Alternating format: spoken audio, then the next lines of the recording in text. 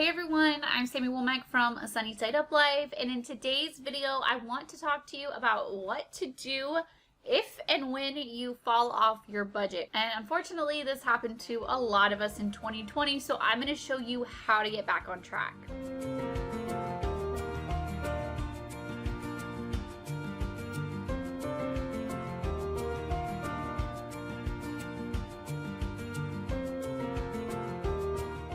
So like most people, my budget definitely got off track in 2020.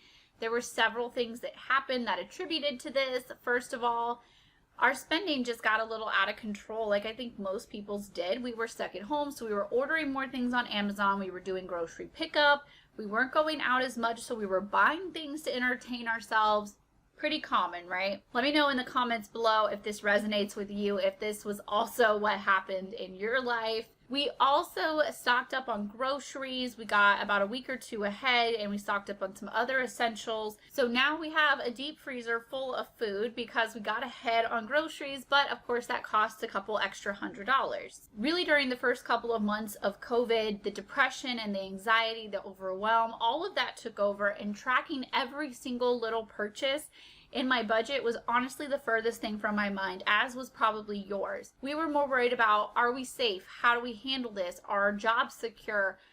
Is our family safe? What is going to happen with our kids' activities? And what was life going to look like moving forward? So the budget slipped. Of course it slipped. Yours probably slipped as well. Mine slipped as well because I am human just like everyone else. So I quit tracking for maybe 2 months there, several weeks. I didn't update our goals. I didn't look into the future. Normally I am planning ahead. I'm looking ahead a couple different pay periods, seeing what we can add to savings, what our goals timeline looked like. I wasn't doing any of this. So how did I get myself back on track? First of all, I made sure that my mental health and my family's safety was first. And if you were someone who got sick, a loved one got sick, you lost your job, you were really struggling during this time, obviously give yourself grace and obviously realize that your family's safety, your mental health, your job security, that comes first, okay? And that's okay. So definitely give yourself grace. Don't shame yourself because that was the order that your priorities went in. That is completely normal, and that is completely what you should have done in that situation. So I got myself back on track. I basically put my foot down. I said, okay, Sami, enough is enough. This is our new normal, whatever that means. And I picked myself back up and I got serious about my goals and tracking my progress again. I simply went on my bank's website. I downloaded my transaction history into a nice little spreadsheet, what is it? I downloaded my transaction history into a nice little CSV file and then copy and pasted all of that information into my existing budgeting worksheets to kind of backtrack all of those past weeks of spending, just because I like to keep up with my totals for the year. I like to keep up with a summary of where all of my money has gone. However, if that is not a priority for you, you do not have to go and backtrack your spending. I only do it because I like to have the records. If having the records is not a priority to you, scratch that step and simply start right where you are. All the other months, they don't count anymore, okay? They don't matter. They're in the past. Start with a brand new, fresh spreadsheet if that's what you need to do. A brand new printable worksheet, a brand new notebook, whatever you need. Toss the old ones, start fresh. Start right where you are with the current budget period and go forward from there. You can get your hands on every single different category in your budget and refresh how much money is in every single account. Make note of how much money you have sitting in your checking accounts, and then also make note of what bills have already cleared and what is still waiting to come out. I love to do this simple little cheat kind of formula that says have minus need.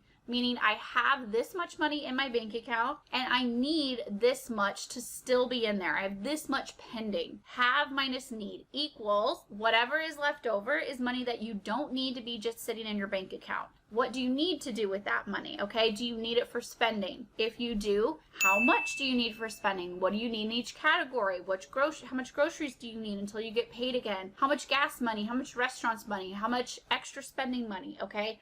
Where's that spending money going to go? Write it all out, each category, Give each category an amount. Okay, then there's money left over. If there is money left over, how much is left over? And then what do you plan to do to that? Do you need to put it in savings? Do you need to pay extra on debt? Have you been waiting to do something fun? Where's that extra money going? Give it a purpose. Then I want you to check in on your debt balances. What are your current balances? Has anything changed? Has your interest rate went up? Has your minimum payment changed? Go in and update all of that information. If you have a spreadsheet, type it in there. If you do it handwritten, write it down. Just kind of refresh all of that debt info. Do the same thing with your savings account. What are your current savings account balances? How much have your investments grown to? Update all of that info. This is really prompting you to figure out where you currently stand with everything. Once you know where you currently stand, you can make a plan between now and the next payday.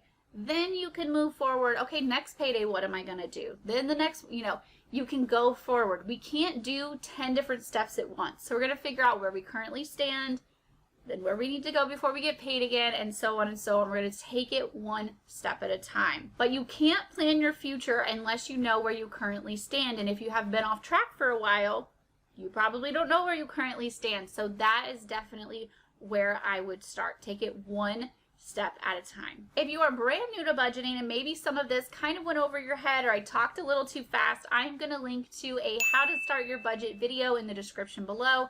This will go into more details to help you get started. I will also link to my budgeting worksheets, my course, and my one-on-one coaching that I offer. Everything that you need to get started with your budget, I have available for you. Let me know in the comments below if you have any more questions. I would love to answer them for you.